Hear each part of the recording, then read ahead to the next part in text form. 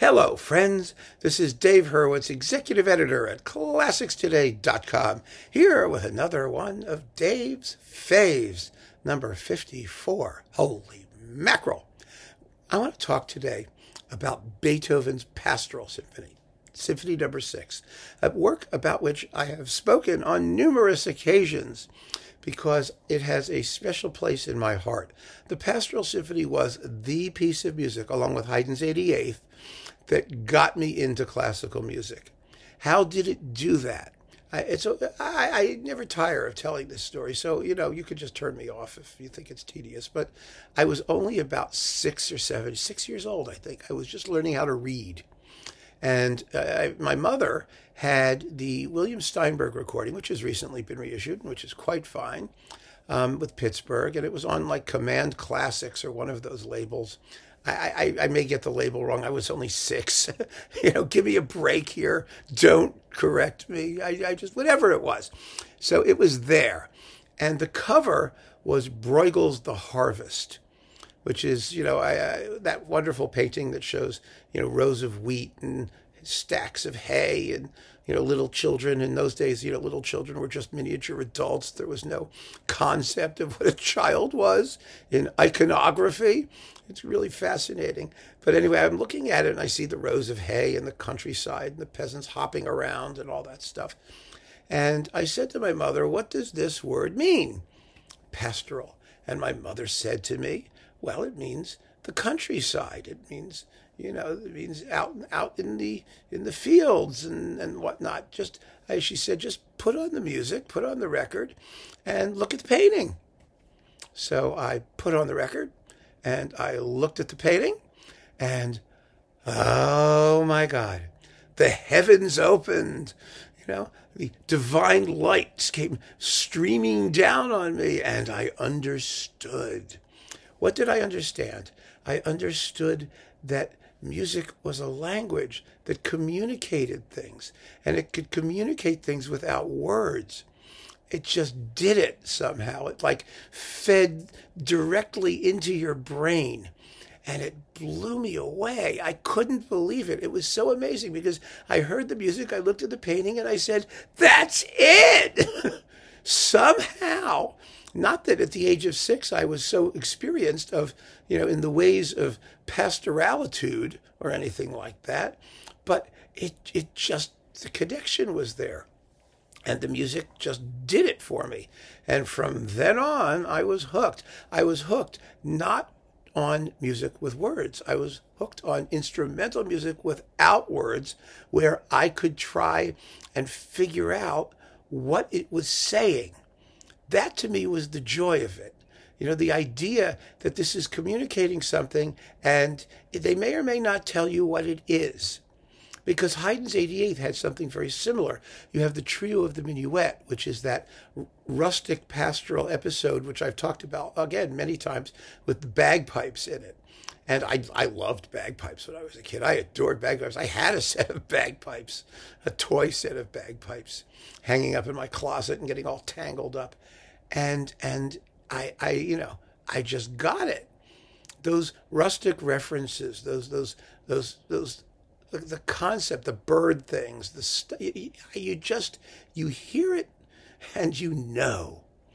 And it was an entirely different way of knowing, of receiving information that was meaningful. And I still, today, you can tell I get tongue-tied even talking about it. It just blows my mind, absolutely blows my mind that that's possible.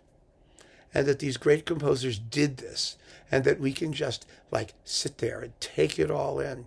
And it's, one of the things that has always sort of struck me, and it saddens me about the way music is discussed and talked about, today, is that we always are trying to sell the product or promote the product on the basis of things other than listening, other than the experience of the music itself. Because we have to tell people, I understand, you have to tell people what it is. You have to, give them some sense of what's going on. But ultimately, what we don't do while we're telling them about it, which is what we should be doing, frankly, is saying to people, listen, it's okay. Your ears are sensitive enough and you have the capacity to understand everything you need to know merely from the act of listening. I mean, we live in a time of sensory overload. You've got to have, oral images and visual images and tactile images and smellorama. And, the more senses that you could activate simultaneously, somehow the more comprehensive and better the experience is supposed to be. But I completely dismiss that. I think you have to teach people, we have to teach people that it's okay to simply sit or lay or whatever you're doing and listen and let your ears give you all of the necessary information. They can be totally, completely rewarding and fulfilling in and of themselves. I was horrified, for example, when MTV started making music videos. I really was, because why would someone want to watch a video of a piece of music? I said to myself. I mean, I understand there's theatrical music, that's one thing. But, it was only because the music itself wasn't interesting enough. Which it isn't, for the most part. For the most part, the visual images are vastly more entertaining than anything that the performers are saying or the music is stomping out. And I don't say that to, dismiss popular music, because I love popular music, but there's songs, and there are great songs, and there are stupid, lousy songs. And like anything else, most of them are stupid, lousy songs. And so the images help to promote what otherwise is not there aesthetically. And so it really kind of bothered me. And I don't like music. I don't like classical music videos. I don't like videos of concert performances. I don't like to watch people perform. It's a distraction, frankly. I mean, it's interesting in a technical sense if you want to see like what they're doing or how they do it. But I don't think it's necessary. I really don't. It's just there. It's a necessary evil because you need performers to play the music. And if you go see it live, well, that's a whole different thing, because that's an event in itself. That's why live recordings are so difficult to review as well, because everybody has a good time and they go home having had a good time. And, if you want to, the performance sucks and you want to trash it, it's like, why tell people they shouldn't have had a good time? It's the same issue. Anyway, let's get back to Beethoven's Pastoral Symphony, shall we? I've been bloviating long enough. The recording that my go-to performance is Pierre Monteux with the Vienna Philharmonic. And this has been after really decades of pondering and listening, because I have a pile of wonderful pastoral symphonies that I love. I mean, and I've talked about them. There's the Bruno Walter, there's Klemperer, there's all kinds of wonderful, fresh, lively, delicious pastoral symphonies. I tend to prefer it on modern instruments, but there are excellent period instrument performances too. Most of the period instrument performances, I think, are a little too quick. And, except in the second movement. The second movement is the key to the Pastoral Symphony, and I made a whole video about the Pastoral Symphony and recordings of the Pastoral Symphony, which I do suggest you look at if you're curious, because it gets to the form of the second movement, which is critical to getting through the symphony if you're one of those people who thinks slow music is boring, because the second movement is one of the most thrilling pieces of music Beethoven ever wrote, and it's one of the most quiet and placid and mellifluous. And how he makes that interesting and why it's interesting is just one of the most amazing topics that I could ever, talk about. So there's that video as well. But Monte here has a few things going for him. First of all, he's got the Vienna Philharmonic, which is fabulous in this music. I mean, the Pastoral demands that an orchestra play it with the most seductive, beautiful tone that it can, period. That's one of the problems with period instrument performances, because, as Hindemith said in one of his string quartets, beauty of tone is Nebensache. It's beside the point. He didn't care. And, you do have to care when it comes to this music. That doesn't mean you have to prettify it to the point where it becomes anodyne. I mean, there's a lot of rusticity. It does have a thunderstorm in it. But you want to hear, the music has to glow. I don't know how else to describe it. There's a luminosity to the way Beethoven scores the thing.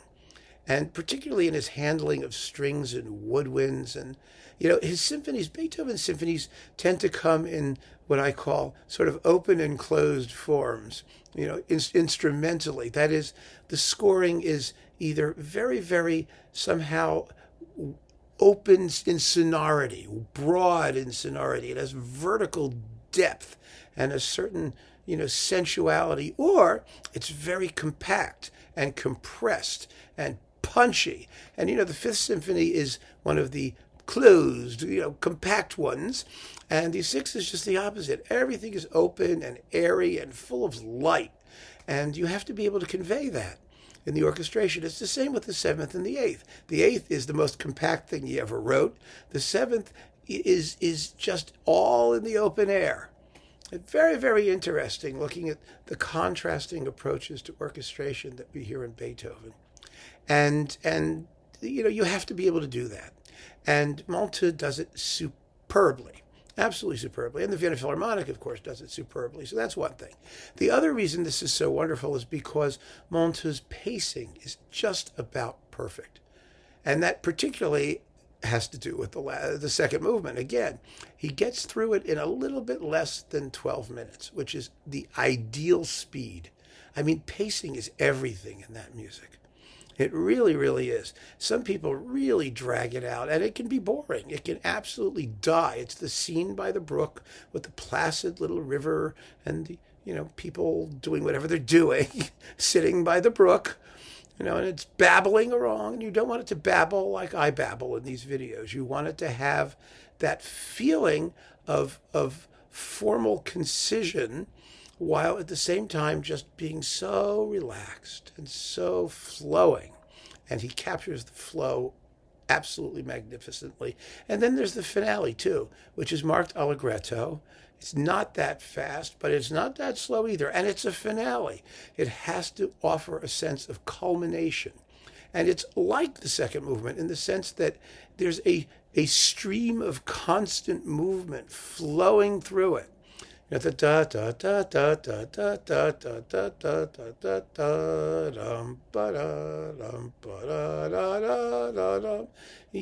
got to have that sense of movement, of focused flow. And Monteux was also wonderful doing that, or he is in this symphony. He was one of those conductors. He was not a flashy, interventionist kind of conductor. He was a coherence and organic conception overall sort of conductor guy. He saw the piece whole. Everything has its place. It's all logically related. And you're not even conscious sometimes of somebody directing anything because the music is just evolving organically.